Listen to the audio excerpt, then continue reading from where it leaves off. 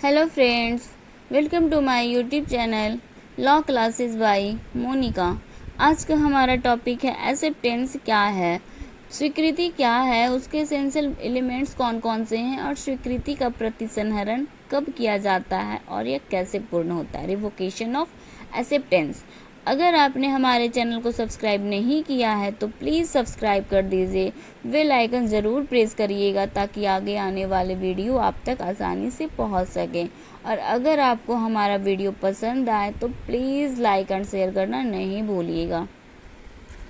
स्वीकृति क्या है, स्वीकृति क्या है और स्वीकृति की परिभाषा। Definition of acceptance.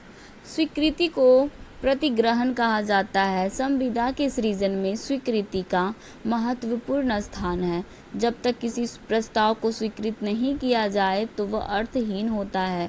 प्रस्ताव स्वीकार कर लिए जाने पर वह वचन बनता है और वचन प्रतिफल के साथ मिलकर करार बनता है।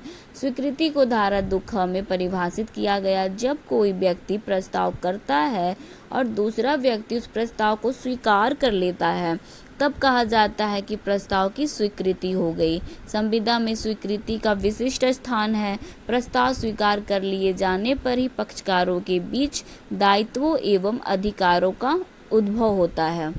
धारा 2 में स्वीकृति को परिभाषित किया गया है। स्वीकृति के आवश्यक तत्व। Essential elements of valid acceptance. पहला है, स्वीकृति पूर्ण तथा बिना शर्त के होनी चाहिए तथा प्रस्ताव के शर्तों के समान होनी चाहिए। स्वीकृति का पहला शर्त है निरपेक्ष एवं शर्त रहित होना। भारतीय संविदा अधिनियम की धारा 7 के अनुसार स्वीकृति एक प्रस्ताव की प्रतिज्ञा में तभी परिणत कर सकती है जब वह पूर्ण तथा बिना शर्त हो। दूसरे शब्दों में स्वीकृति प्रस्ताव के शर्तों के समान होनी चाहिए। जैसे क जो है, ख को अपनी एक घड़ी 200 में बेचने का प्रस्ताव करता है, ख उसे 150 में खरीदना चाहता है, तो यह ख की स्वीकृति नहीं होकर प्रति प्रस्ताव है। दूसरा है, उसका एक बाद है हाइड बनाम रेंज। इसका एक महत्वपूर्ण बाद है, प्रतिवादी ने अपने फार्म का वादी को 1000 पाउंड में बेचने का प्रस्ताव करता है।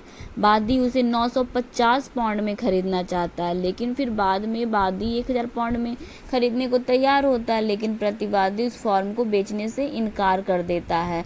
तो वादी जो है प्रतिवादी के विरुद्ध दावा दायर करता है। न्यायालय कहता है कि संविदा का निर्माण ही नहीं हुआ क्योंकि वादी का यह कहना कि वह केवल 950 पाउंड में खरीदेगा वास्तव में एक प्रति प्रस्ताव था जिसने मूल प्रस्ताव को ही नष्ट कर दिया। दूसरा है स्वीकृति का संसूचित किया जाना। स्वीकृति को न केवल किया जाए बल्कि स्वीकृति दाता को चाहिए कि वह इसे संसूचित भी करे। जब तक कि स्वीकृति प्रस्तावक को संसूचित नहीं हो जाती तब तक वह अर्थहीन समझी जाती है। अतः स्वीकृति की जानकारी प्रस्तावक को संसूचित किया जाना अनिवार्य है। इसका एक बाद है पावेल बनाम ली, जिसमें वादी द्वारा चयन समिति के समक्ष साक्षात्कार दिया गया था। एक इंटरव्यू हुआ था, वादी का चयन तो कर लिया गया लेकिन वादी को इसकी सूचना ही नहीं दी गई। वादी ने न्यायालय में बात संस्थगित किया। न्यायालय ने कहा संविदा का निर्माण ही नहीं हुआ है क्योंकि चयन समिति ने निर्णय की सूचना वादी को नहीं दी थी। तीसरा है स्वीकृति शब्दों या आचरण द्वारा प्रदर्शित की जानी चाहिए। स्वीकृति किसी कार्य, कार्यलोप अथवा आचरण द्वारा प्रदर्शित किया जाना आवश्यक है। यह केवल मानसिक नहीं हो सकती अथवा केवल मानसिक स्वीकृति वैध स्वीकृति नहीं है।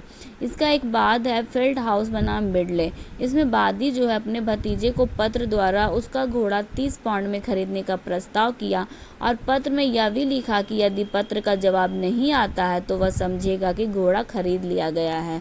भतीजे ने इसका जवाब नहीं दिया। जब मामला न्यायालय में गया तो न्यायालय ने इसे स्वीकृति नहीं माना। चौथा है एसेंशियल एलिमेंट। स्वीकृति का प्रस्ताव के अस्तित्व में रहते किया जाना। स्वीकृति का प्रस्ताव तो वापस लिए जाने या उसके वापस लिए जाने से पूर्व किया जाना अपेक्षित है। इतना ही नहीं, प्रस्ताव को वापस लेने अथवा उसके समाप्त होने से पूर्व उसे प्रस्तावक को संशोधित किया जाना भी आवश्यक है। प्रस्ताव को समाप्त हो जाने या उसके वापस लिए जाने के पश्चात संसूचित स्वीकृति का भी कोई महत्व नहीं होता है।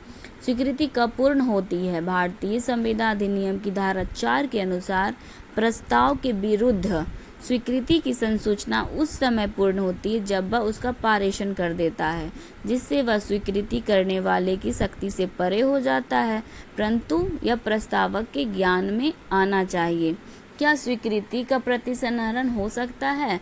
भारतीय संविदा अधिनियम की धारा 5 के अनुसार स्वीकृति का प्रतिसंहरण केवल उसी समय तक हो सकता है जब तक कि स्वीकृति की संसूचना पूर्ण नहीं हो जाती। उदाहरण है, जैसे क डाक द्वारा ख को एक मकान बेचने का प्रस्ताव करता है, ख प्रस्ताव को स्वीकार कर लेता है तथा स्वीकृति डाक से भेजता है। ख अपनी स्वीकृति उस समय के पूर्व या उस समय तक वापस ले सकता है जब तक कि स्वीकृति की संसूचना का पत्र क के पास पहुंचे, उसके बाद वह अपनी स्वीकृति वापस नहीं ले सकता है।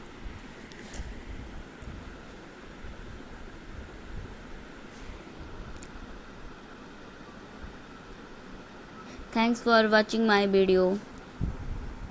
Thank you. अगर आपको हमारा वीडियो पसंद आए तो प्लीज़ लाइक शेयर करना नहीं भूलिएगा।